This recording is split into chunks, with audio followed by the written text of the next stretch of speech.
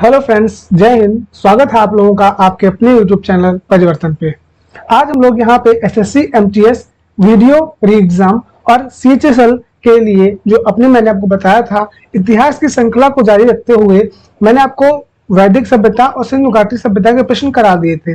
कुछ इंपॉर्टेंट प्रश्न और प्रीवियस ईयर छूट गए थे, उनको इस वीडियो में हम लोग आज देख लेते हैं। फिर हम लोग नेक्स्ट अपने जैन धर्म और बौद्ध धर्म को कवर करेंगे। तो आपका बिना समय जाया किए हुए लेते हैं आज का पहला प्रश्न। और उससे पहले आप वीडियो को लाइक कर दीजिएगा, क्योंकि सभी प्रश्न आपके लिए एक से एक बढ़कर रहेंगे। तो हमारा पहला प्रश्न जो आज है वो है, सिंधु घाटी सभ्यता का बंदरगाह शहर निम्न में से कौन था। हमसे पूछा है कि बंदरगाह नगर कौन सा था। तो ये मैंने आपका लास्ट वीडियो में भी कराया था, कालीबंगा, लोथल, राखीगढ़िया, धौलावीरा। तो इसका जो राइट आंसर हो जाएगा फ्रेंड वो हो जाएगा आपका लोथल। लोथल फ्रेंड कहाँ पड़ता है तो ध्यान रखिएगा, ये आपका गुजरात में पड़ता है और ये सिंधु घाटी सभ्यता का एक फेमस आपका शहर रहता है। कालीबंगा कहाँ पड़ता है तो कालीबंगा फ्रेंड आपका पड़ता है राजस्थान में। ये चीज ध्यान रखिएगा, राजस्थान में पड़ता है। और कोई पूछ ले ये किस लिए फेमस है तो यहाँ पे जुते हुए खेत का साक्ष्य मिला है। ठीक है, जुते हुए खेत का साक्ष्य कहाँ मिला है आपका कालीबंगा से। और बंदरगाह नगर हमारा कौन सा हो गया, लोथल हो गया, यानी ऑप्शन बी जो है वो बिल्कुल करेक्ट हो जाएगा। अगला क्वेश्चन लेते हैं। नेक्स्ट क्वेश्चन है, सांख्य दर्शन संप्रदाय की स्थापना किसने की थी। ठीक है, टोटल हमारे में दर्शन कितने हैं, 6 दर्शन है। ठीक है, कौन कौन से हैं, सबसे पुराना जो है वो है सांख्य दर्शन ही है, जिससे हमारा प्रश्न पूछा गया। सांख्य हो गया, आपका कह सकते हैं योग हो गया, आपका न्याय हो गया। ठीक है, सांख्य, योग, न्याय और आपका उत्तर मीमांसा और आपका पूर्व मीमांसा। ठीक है, तो हमसे पूछा यहाँ पे आपका सांख्य दर्शन के एक आपका आ जाता है बदरायण। ठीक है, बदरायण और जैमिनी के हैं। ठीक है, ध्यान रखिएगा। तो टोटल 6 दर्शन है हमारे। हमसे पूछा है सांख्य दर्शन, तो सांख्य दर्शन फ्रेंड जो है ये कपिल मुनि का है और यह सबसे पुराना दर्शन है। कोई पूछे कि सबसे पुराना दर्शन कौन सा है या आपका 6 दर्शनों में सबसे पुराना दर्शन कौन सा है तो वो है आपका सांख्य दर्शन, जिसकी जो कह सकते हैं शुरुआत है वो कपिल मुनि द्वारा की गई थी। वही पतंजलि के द्वारा अगर पूछा जाए तो योग दर्शन है। और गौतम किसके थे, गौतम फ्रेंड्स आपके न्याय के थे। ये आपका अभी जो हाल में यूपी पीसीएस हुआ था उसमें प्रश्न पूछा भी गया था कि गौतम किस दर्शन से संबंधित है। टोटल 6 दर्शन है आपके, मैंने बता भी दिए, सांख्य, योग, न्याय, उत्तर मीमांसा, पूर्व मीमांसा और बदरायण। नेक्स्ट क्वेश्चन आता है हमारा, निम्न में से कौन सा ग्रंथ कश्मीर के राजाओं के बारे में एक विस्तृत विवरण प्रस्तुत करता है।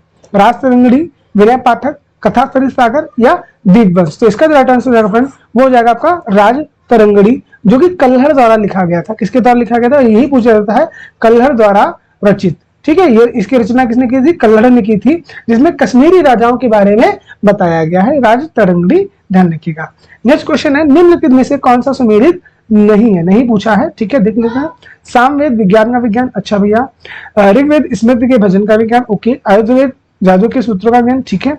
यजुर्वेद यज्ञ संबंधी सूत्रों का ज्ञान, तो ये सही है, ये भी सही है, ये भी सही है। जो गलत है वो कौन सा, ऑप्शन नंबर 1। यहाँ पे विज्ञान नहीं होना चाहिए, यहाँ पे होना चाहिए फ्रेंड्स आपका संगीत का ज्ञान। सामवेद को क्या बोला जाता है, भारतीय संगीत का जनक। पहली बात इधर को पूछ दिया जाता है कि भारतीय संगीत का जनक किसे कहा जाता है, तो ये कहा जाता है आपका सामवेद का। तो इसके लिए राइट आंसर हो जाएगा वो हो जाएगा ऑप्शन नंबर 1। क्योंकि गलत पूछा था तो गलत हमारा 1 है, बाकी हमारे तीनों सही है। क्वेश्चन नंबर 5 है, किसके शासनकाल में द्वारा आर्थिक नीति तथा सैन्य रणनीति पर आधारित एक प्राचीन भारतीय आलेख है। अच्छा भैया, जो संस्कृत में लिखा गया था। ओके, संस्कृत में लिखा गया था, ध्यान रखिएगा। और इस ग्रंथ का लेखक कौटिल्य को माना जाता है। यानी पूरा क्वेश्चन उन्होंने क्लियर कर दिया कि शासन के बारे में बताया है, आर्थिक नीति के बारे में बताया है और कौटिल्य ने लिखा था। तो शायद मुझे लगता है ऑप्शन भी देखने की आपको जरूरत नहीं पड़ेगी। तो इसका जो राइट आंसर हो जाएगा फ्रेंड वो हो जाएगा ऑप्शन नंबर 4, अर्थशास्त्र, जिसकी रचना किसने की थी, कौटिल्य, जिन्हें हम लोग बहुत ज्यादा फेमस नाम से जानते हैं, तो आपका चाणक्य। इनका एक और नाम भी है, ध्यान लिखिएगा, विष्णुगुप्त। ठीक है, आपके जो चंद्रगुप्त मौर्य हैं, इनको राजगद्दी दिलाने में सबसे बड़ा हाथ कौटिल्य का ही था। इन्होंने अपनी रचना जो है वो अर्थशास्त्र में की है। नेक्स्ट क्वेश्चन है, निम्नलिखित में से किस काल में भारत में शुतुरमुर्ग पाए जाते थे। माफ कीजिएगा, पुरापाषाण काल, नवपाषाण काल, मध्यपाषाण काल या पाषाण होना चाहिए यहाँ पे, पाषाण काल। तो जो शुतुरमुर्ग है ये आपके पुरापाषाण काल में पाए जाते थे और कहाँ मिले हैं, तो महाराष्ट्र का एक जिला है पोटन, क्या है ध्यान रखिएगा, पोटन जो जिला है, इस पोटन जिले में ही आपके शुतुरमुर्ग के अंडे मिले हैं। क्या मिले हैं? शुतुरमुर्ग के अंडे मिले हैं। और कब काल के बताए गए हैं? ये बताए गए हैं आपके पुरापाषाण काल के। नेक्स्ट क्वेश्चन है, पुरातात्विक स्थल इनाम गांव कहाँ स्थित है? कर्नाटक, उत्तर प्रदेश, गुजरात या महाराष्ट्र? तो ये जो फ्रेंड्स है आपका, ये महाराष्ट्र में स्थित है इनाम गांव। और ये फेमस किस लिए था? ये आपका कृषि प्रधान क्षेत्र था आपका इनाम गांव, इसीलिए आपका ये फेमस था। ठीक है, ध्यान रखिएगा। तो कोई पूछ दे किस घाटी के किनारे था, ये भी बता दीजिएगा कि महाराष्ट्र में जो भीमा घाटी पड़ती है उसी किनारे आपका क्षेत्र था इनाम गांव। ये किस लिए फेमस था? ये फेमस था आपके कृषि के लिए। नेक्स्ट क्वेश्चन है, को सिंधु घाटी सभ्यता की सबसे पुरानी खोज माना जाता है? भीडाना, मोहनजोदड़ो, राखीगढ़ी या अल्हिंद्रो? तो भीडाना जो है फ्रेंड, इसे मोहनजोदड़ो का सबसे पुराना नगर माना जाता है। लगभग 2500 BC में ये आपका नगर देखने को मिलता है। इसकी कार्बन डेटिंग कराई गई थी, ध्यान रखिएगा। कार्बन डेटिंग में ये जो क्षेत्र है ये आपका हड़प्पा से भी पुराना आपको देखने को मिला है। तो 8 नंबर का जो आंसर है वो है आपका भीडाना। ठीक है, और इसमें जो एक चीज और भी ऐड कर सकते हैं, इसे पूर्व हड़प्पा, कभी कभी ऐसे भी लिख देते हैं कि पूर्व हड़प्पा सभ्यता। ठीक, क्या पूर्व हड़प्पा सभ्यता। नेक्स्ट क्वेश्चन है, निम्न में से कौन बाणभट्ट के द्वारा लिखी गई एक प्राचीन पुस्तक है? कादम्बरी, मत्स्यकटिकम, मेघदूतम, गीत गोविंद? तो ये जो रचना है फ्रेंड वो है आपकी कादम्बरी। ठीक है, कादम्बरी क्या है? एक संस्कृत में लिखा गया एक रोमांटिक, पूरा रोमांटिक उपन्यास है, ध्यान रखिएगा। ठीक, लेकिन ये उपन्यास बाणभट्ट ने पूरा नहीं कर पाया था, ये अधूरा ही रह गया था। इसका पूरा करने का जो कार्य है, पूरा करने का कार्य जो है ये इनके बेटे ने किए थे। ये इनके किसने किया था? बेटे ने किया था, और बेटे का नाम था इनका भूषण भट्ट। ये चीज ध्यान रखिएगा, बाणभट्ट के जो बेटे थे उनका नाम था भूषण भट्ट। उन्होंने ही इस कादम्बरी नाटक को पूरा किया था, जो कि संस्कृत में एक फेमस रोमांटिक नाटक था। नेक्स्ट क्वेश्चन है आपका, मोहनजोदड़ो किस नदी के किनारे पड़ता है? ये वेरी वेरी इंपॉर्टेंट क्वेश्चन है, बहुत पूछा जाता है आपका। मोहनजोदड़ो, हड़प्पा, लोथल, है ना, ये बहुत पूछे जाते हैं। तो किस नदी के किनारे था? सरस्वती, रावी, सिंधु या गंगा? तो मोहनजोदड़ो है फ्रेंड, ये आपका सिंधु नदी के किनारे था, ध्यान रखिएगा। वहीं रावी की बात करेंगे तो ये था फ्रेंड्स आपके हड़प्पा के साथ में। ठीक है, उसमें गंगा और सरस्वती का उल्लेख आपको उस समय नहीं देखने को मिलता है। रावी, सिंधु, भोगवा, मनहर, मंसर, ये नदी आपको देखने को मिलती है। कभी कभी ये भी पूछा जाता है कि किस नदी के, मतलब सिंधु घाटी सभ्यता के मोहनजोदड़ो दाहिने हैं कि बाएं हैं? तो ये चीज ध्यान रखिएगा कि सिंधु घाटी सभ्यता है उसमें जो मोहनजोदड़ो नगर है उसमें सिंधु नदी के दाहिने छोर पे, इसलिए क्योंकि सिंधु आपकी ऐसे निकल के जाती है ना, तो इसका इधर का मुख हुआ तो दाहिने इधर कैसे पड़ेगा? ये एरिया। ठीक है, तो इधर जो है ये है आपका मोहनजोदड़ो, इसे ध्यान रखिएगा आप दाहिने तट पर। जबकि आपका बाएं तट पे कौन है? रावी। बेबीलोन के झूलते उपवन का संबंध निम्न में से किस प्राचीन संस्कृति से है? मिस्र, चीनी, मेसोपोटामिया या हड़प्पा? तो बेबीलोन का जो झूलता हुआ आपका उपवन है इसका संबंध मेसोपोटामिया से है, और ये काल्पनिक था। पहले ध्यान रखिए, ये रियल नहीं था, ये एक काल्पनिक उपज थी वहां के राजा की कि एक ऐसा उपवन बनाया जाए जिसे अजूबों में शामिल किया जाए, जिसे हम लोग क्या कहते हैं? बेबीलोन का झूलता हुआ उपवन कहते हैं, जो मेसोपोटामिया की सभ्यता में आपको देखने को मिलता है। और ध्यान रखिएगा, मैंने आपको बताया भी था कि इंडस वैली सिविलाइजेशन के साथ साथ में 3 आपकी और भी सभ्यता अलग अलग टाइम मतलब चल रही थी, जिसमें मैंने आपको बताया था चीन की सभ्यता, ददरा फरात की सभ्यता, और साथ में आपकी मेसोपोटामिया की सभ्यता। ठीक है, आगे बढ़े। नेक्स्ट क्वेश्चन है, सिंधु घाटी सभ्यता के निम्नलिखित में से कौन से स्थल नदी तट के, कौन सा स्थल सिंधु नदी तट पर स्थित नहीं है? चंदोड़ो, मोहनजोदड़ो, रोपड़ या कोटद्री? तो चंदोड़ो भी स्थित है, मोहनजोदड़ो भी स्थित है, कोटद्री भी स्थित है, लेकिन जो रोपड़ है ये नहीं स्थित है। ध्यान रखिएगा, रोपड़ जो है पहली बात तो पंजाब में पड़ता है। ठीक है, और अपने यहाँ जो सिंधु नदी है उसका सिर्फ 20% हिस्सा जो है वो कश्मीर में पड़ता है, वो भी इस वाले कश्मीर में।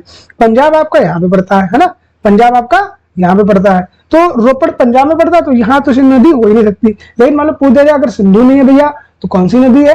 तो ध्यान रखिए यहाँ पे आपकी सतलज नदी, कौन सी आपकी? सतलज नदी आपकी देखने को मिलती है। नेक्स्ट क्वेश्चन है आपका, रावी नदी का ऋग्वैदिक नाम क्या है? वितिस्ता, अस्कनी, शत्रुदी या परुषणी। तो रावी नदी का ऋग्वैदिक में जो नाम है फ्रेंड वो आपका है परुषणी।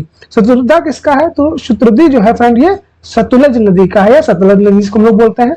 अगर पूछा जाए अस्कनी किसका है, तो अस्कनी फ्रेंड आपका चिनाब नदी का है। वहीं वितिस्ता किसका है? तो वितिस्ता है आपका झेलम नदी का। यानी ये उन प्राचीन समय में आपके नदियों के नाम थे जो ऋग्वैदिक काल में अलग अलग नाम से फेमस थे। ठीक है, नेक्स्ट क्वेश्चन है फ्रेंड्स हमारा, निम्नलिखित में से कौन एक सूत्र पिटक का भाग है? यहाँ पे सूत्र नहीं होना चाहिए फ्रेंड, यहाँ पे होना चाहिए आपका सूत्र। तो सूत्र पिटक का भाग कौन सा है? धम्म संगिनी, मंजमा, निकाय दीपवंश या मनुस्मृति। तो ये क्वेश्चन आपके लिए थोड़ा डीप हो जाएगा वनडे एग्जाम के लिए, फिर मैं आपका आंसर इसमें बता देता हूं।